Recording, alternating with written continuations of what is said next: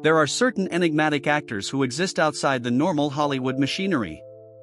Benicio del Toro with his elliptical presence, Tilda Swinton with her otherworldly intensity, and James Spader, a man who has made a career out of embodying every personality type your therapist warned you about. While his contemporaries played heroes and heartthrobs, Spader gravitated toward the morally flexible, the psychologically complex, and the deeply uncomfortable. Today we're exploring how he built his reputation on playing against type and why he's always been on the periphery. James Todd Spader was born in Boston in 1960 to two teachers. He attended Phillips Academy in Andover, Massachusetts, one of America's most prestigious prep schools, the kind that traditionally funnels students to the Ivy League. Spader dropped out at 17 to pursue acting in New York. This was the first major choice that defined his trajectory, walking away from the establishment path. Instead of college, he took odd jobs, teaching yoga, driving trucks, working as a stable boy. By the early 1980s, Spader was landing film roles. He had the looks for leading man status, but he never became a full member of the Brat Pack. In Pretty in Pink, he gave us Steph, the wealthy prep who casually destroys people for sport. In Oliver Stone's Wall Street, you couldn't quite put your finger on what his character was thinking. But the real turning point came with Less Than Zero in 1987, where Spader played a drug dealer with chilling casualness. Then in 1989, Steven Soderbergh's Sex, Lies, and Videotape premiered at Sundance and won the Palme d'Or. Spader played Graham Dalton, an impotent drifter who can only achieve intimacy by filming women discussing their sexual histories. The character's deeply uncomfortable, voyeuristic, emotionally manipulative in subtle ways. Spader's performance is a masterclass in conveying interior fracture through minimal external expression. He's soft-spoken, almost gentle, which makes the character's psychological dysfunction even more unsettling. This role earned Spader the Best Actor award at Cannes, making him at 29 a critically acclaimed actor with serious artistic credibility. But here's what's crucial: this success didn't lead him toward conventional stardom. Instead, it confirmed his instincts. The industry now understood what Spader was selling: intensity, intelligence, and a willingness to inhabit moral gray zones that made people profoundly uncomfortable. After Sex, Lies, and Videotape, Spader could have leveraged this success toward mainstream leading man roles. Once again, he chose differently. He doubled down on complexity, actively seeking out roles that allowed him to explore power dynamics, obsession, and the performance of identity.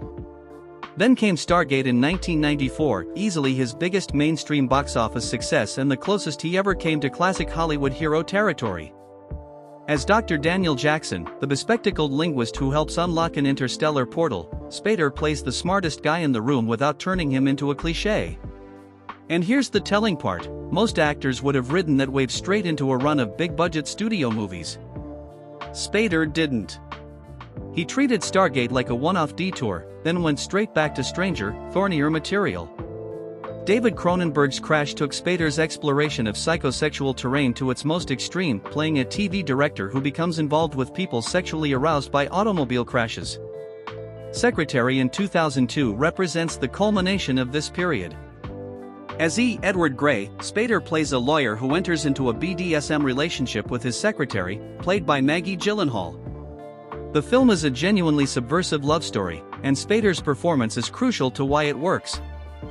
In 2003, Spader joined the practice as Alan Shore, a brilliant, morally ambiguous attorney who treats the law as an intellectual game. The character was so compelling that David E. Kelley created an entire series around him, Boston Legal. Shore weaponizes language, can talk himself into or out of nearly any situation.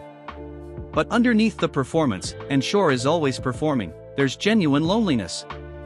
What Boston Legal demonstrated was that Spader could be commercially successful without compromising his essential strangeness.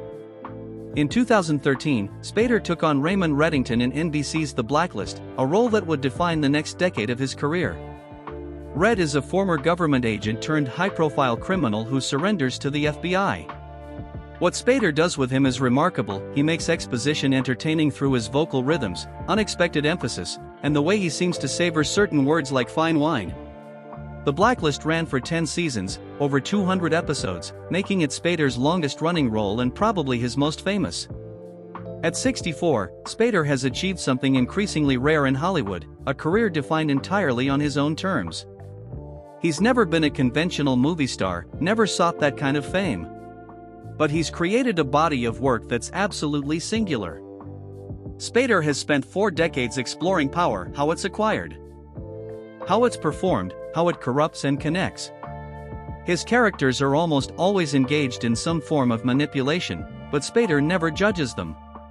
He finds the human underneath, the wound that drives the behavior. What makes Spader's career remarkable is his influence throughout contemporary television, particularly in the rise of the anti-hero, the complex protagonist who isn't simply good or bad. Characters like Walter White and Don Draper owe something to the territory Spader mapped out. He's made audiences comfortable with being uncomfortable, taught us to recognize the humanity in people we'd rather dismiss as simply evil. If this exploration of an enigmatic career fascinated you, hit that like button and subscribe to Hollywood Unseen. Ring the notification bell because we're revealing the untold stories behind actors who chose the unconventional path, the risks, choices, and integrity that shaped careers unlike any other.